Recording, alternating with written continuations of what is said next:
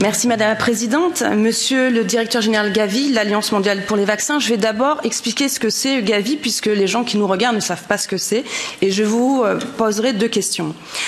Alors, Gavi a été créé en grande partie par la Fondation Bill Gates en 1999. L'objectif de votre organisation est notamment de façonner les marchés des vaccins et d'accélérer l'accès aux vaccins vitaux dans les pays qui en ont le plus besoin. Je note l'expression étrange « façonner les marchés des vaccins ». Nos concitoyens ne se souviennent sûrement pas de lui, mais José Manuel Barroso, l'ancien président de la Commission européenne pendant 10 ans de 2004 à 2014, a rejoint la banque d'affaires américaine Goldman Sachs à l'issue de son mandat en 2016 en tant que président et directeur non exécutif de Goldman Sachs International, alors qu'il ne connaissait rien au marché financier. Il est devenu en janvier 2021 président de votre conseil de surveillance alors qu'il n'avait aucune connaissance médicale. Les contribuables français ont versé à Gavi, via notre gouvernement, 1,23 milliard d'euros à votre organisation que je veux croire à but non lucratif. En juin dernier, lors de la dernière réunion du conseil d'administration de Gavi, dirigé par José Manuel Barroso, vous avez fait état des activités de vos investissements de plus d'1 milliard d'euros en bourse. Cette année, vous et vos partenaires prévoyez de basculer 12% de votre portefeuille vers l'immobilier et le marché action private equity. Ma première question, c'est comment cette activité est-elle liée à votre activité de préparation de la pandémie ? Ma seconde question concerne un état de fait que nous avons vu lors des auditions de la commission Covid. Plusieurs ministres de la Santé ont répété que le système de répartition des doses COVAX ne fonctionne pas car aucun pays ne demande les doses. Donc je pose cette question, pourquoi le taux de vaccination est si faible en Afrique ? Vous auriez livré plus d'1,5 milliard de doses en Afrique. Selon vos prévisions, combien de doses de vaccins Covid payées par l'argent des contribuables ont été détruites ? Je vous remercie d'avance pour vos réponses.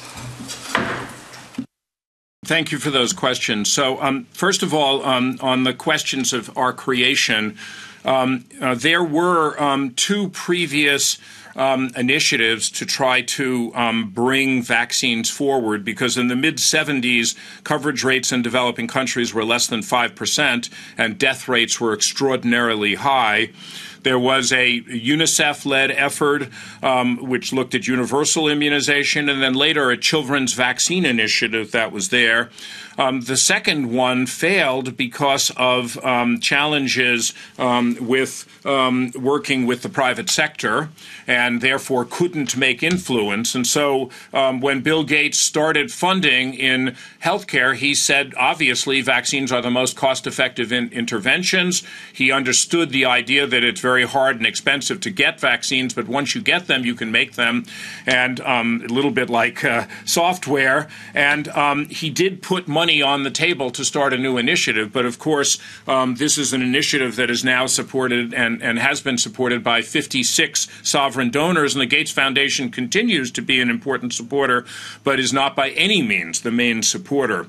The issue of shaping vaccine markets is absolutely right, and just to give you some example of that, the 11 antigens that WHO requires or suggests is required for every child in the world cost about $1,300 in the U.S. There's not exact connections in terms of they're not always exactly the same combinations, but that's the closest comparison.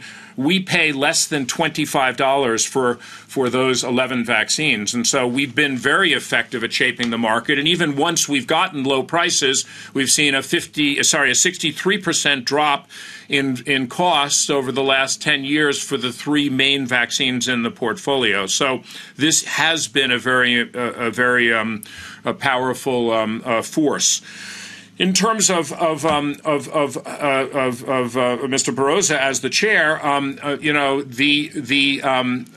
the actual work of Gavi is managed by myself. I am a physician and infectious disease epidemiologist, a vaccine person, and we have technical people. The board, of course, is not a technical body. It's a management board, and Mr. Barroso came with enormous experience, having been Prime Minister of Portugal, as well as his role at the EC, and brought in a lot of that experience of managing a very large, complicated stakeholder board. And he did make the point at one point that, at the time there were 28 member states in the EC, there were 28 board members, and he had some experience of working across many different sectors and very, very different teams. In terms of your specific question on the investment committee has a set of independent, it's chaired by an independent member. We have some funds that have been provided for us over the long term. Those funds are invested, and they make independent decisions on what the best way to do that. And they have, over the years, contributed substantially to the overhead rate and the work we do. Mr. Barroso has had no oversight or contact engagement or anything else associated with that. The question you ask is about, why are countries not requesting doses? As I said, I think the challenge here is that most places have many problems. They're looking at challenges in their economy, challenges in their education system, challenges in health on other issues as well, malaria. And by the way, we do have a new malaria vaccine, but, diseases, maternal mortality, other diseases, chronic diseases. And so countries have just not prioritized this as they get a sense that this is over. But of course, the pandemic is not over, and I think that's a critical message. You asked specifically how many doses have been destroyed.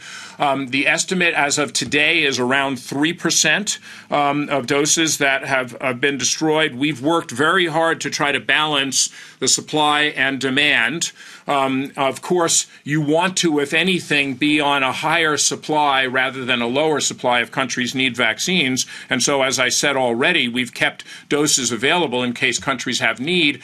And so I suspect over time those numbers will go up some, but they should be substantially less than we've seen across the world, because we're obviously going to see many, many countries that are going to be in positions with extra doses going forward.